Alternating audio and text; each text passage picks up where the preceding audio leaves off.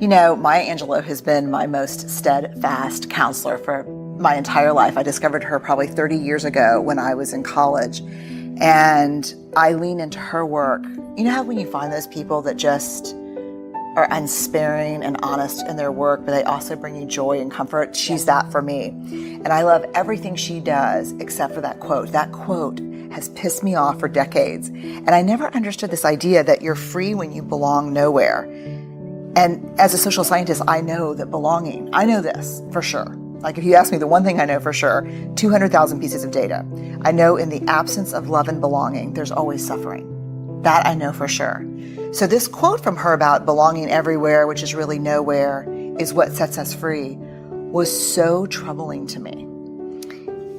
But then I started digging in and I started trying to understand, what does it mean to belong? And I never thought of the concept of belonging. I thought belonging was like, we have a crew.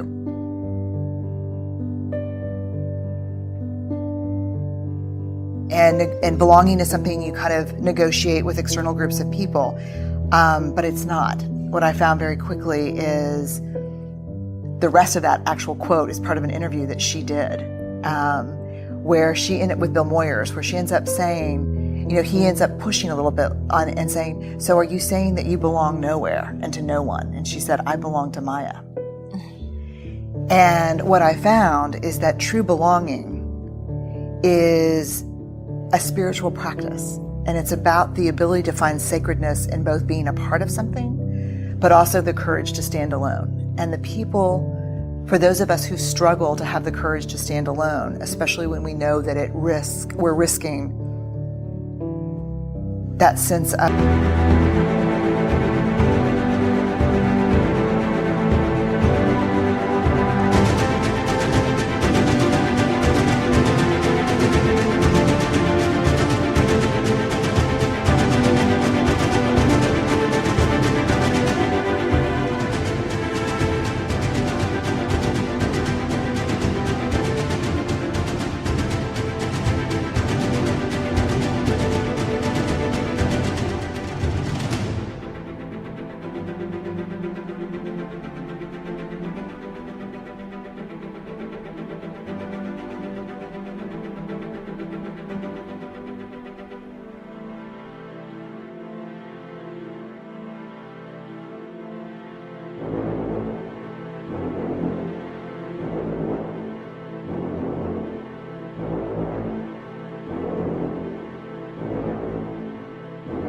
being a part of something because we disagree. Yes. Because we have a different opinion, because we love something different.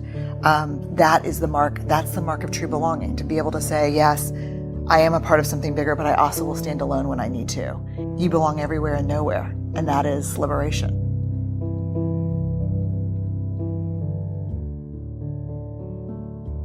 Because when I do a lot of leadership work, I talk about understanding your personal values, and my two personal values are faith and courage. And so they say, don't talk about faith; it's inappropriate. This is a corporation. And so I just got to the point where I'm like, look, I've sat across from thousands and thousands of people over the last 2 decades of my life, listening to the hardest things you can imagine, and the two things that everyone has in common when they're talking about those things are cussing and praying. If you don't want me to cuss and you don't want me to pray, that's awesome.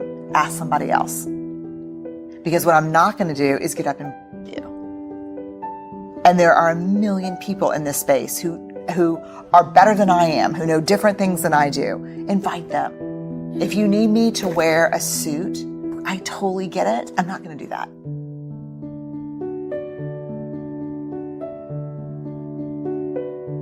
When I speak in public, I don't get up there to talk from my Brooks Brothers self to your Brooks Brothers self. I get up there, and when I walk on the stage, I'm going to talk about things that 90% of the people in the audience have never thought about, talked about, and are scared to listen to. And they need to see me as a person, and I'm just that person. There's this part from Braving the Wilderness that it really changed me. It's the practice that came from the book, and it is, don't walk through the world looking for evidence that you don't belong, because you will always find it. Don't walk through the world looking for evidence that you're not enough, because you'll always find it. Our worth and our belonging are not negotiated with other people. We carry those inside of our hearts. And so for me, I know who I am. I'm clear about that.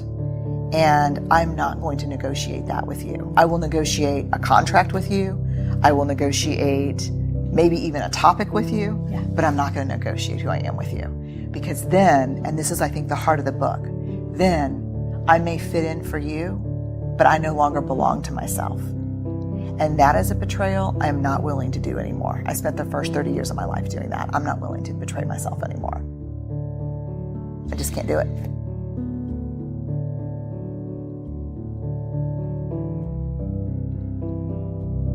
So braving is all about trust. And so probably 3 or 4 years ago, in a lot of my leadership work, I probably, and this is something people don't know about me, I probably spend 90% of my time inside big organizations working with C-suite teams. That's what I do most of the time. And so in working with leaders, one of the things that kept coming up is trust building in teams, building trust in a culture. The thing that's hard about trust is if I work for you and you call me in and I'm like really upset because I got passed over for a promotion, and you say to me, look, Brené, you're doing great work, but there are some trust issues. The minute you say anything that I can perceive as I am no longer trustworthy or you don't trust me, we go completely limbic. We go completely out of listening with our prefrontal cortex to listening, to fight, flight, freeze, defend. Because our trust is our integrity. It's who we are. So I kept wondering, when we talk about trust, what are we actually talking about? What could you call me into your office and say to me that would be more helpful, more impactful, and productive than we have trust issues or I don't?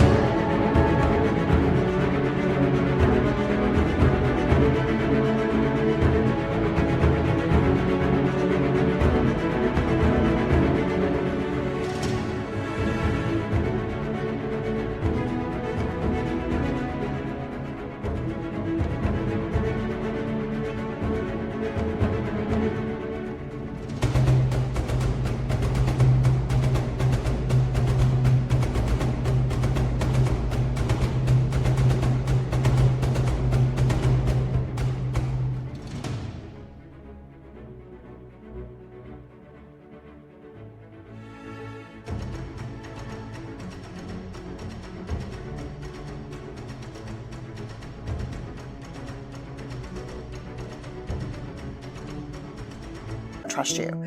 So we dug into the data to figure out what is trust, what do we mean when we say trust? And what I found are there are 7 elements that we're talking about when we talk about trust.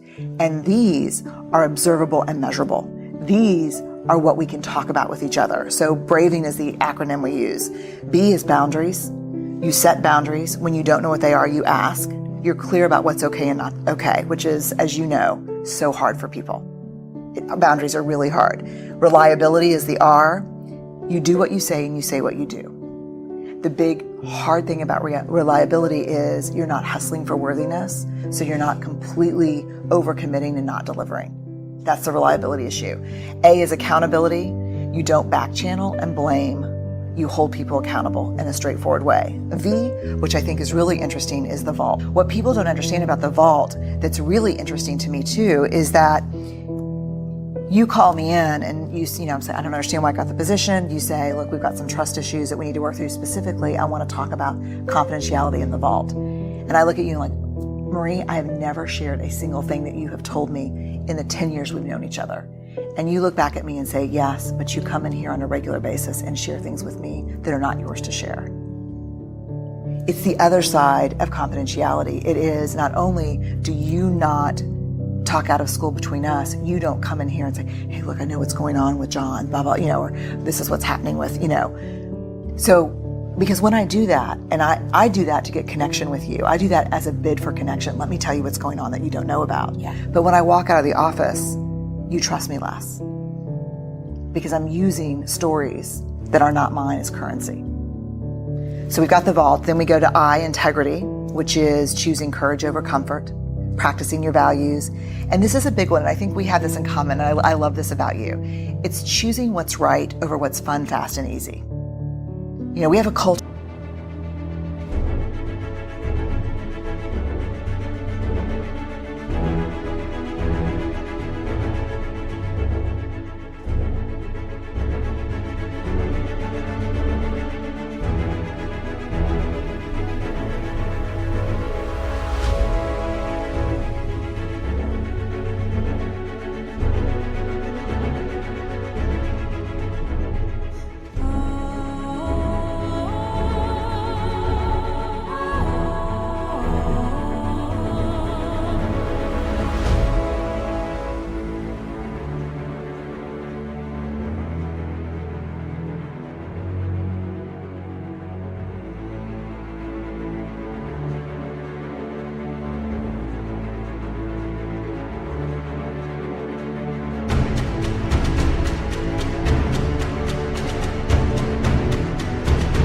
Of fun, fast, and easy. We Yes. have a culture of people who don't do discomfort. I've never achieved a single thing in my career or life comfortably. And then we go to N for non-judgment. You can ask for help without feeling judged, and I can ask for help without judging myself. And then generosity, which I think is probably the biggest, hardest one for me sometimes, which is when something happens, I assume positive intent. So if things go sideways between us, I'm like, damn it, Marie, I'm so pissed off. I go and say, let me assume the best. Help me understand what happened, Marie. I thought we had a plan around this. And I give you a chance, a benefit of the doubt, before I launch into my anger.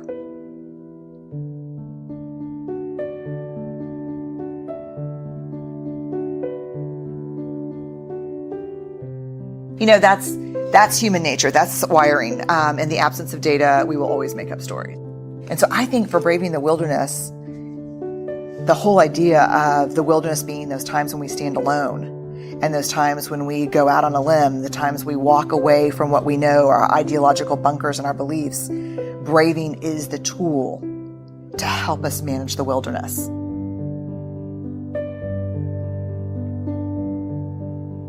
I'll leave you with this. There will be times when standing alone feels too hard, too scary, and we'll doubt our ability to make our way through the uncertainty. Someone somewhere will say, don't do it. You don't have what it takes to survive the wilderness.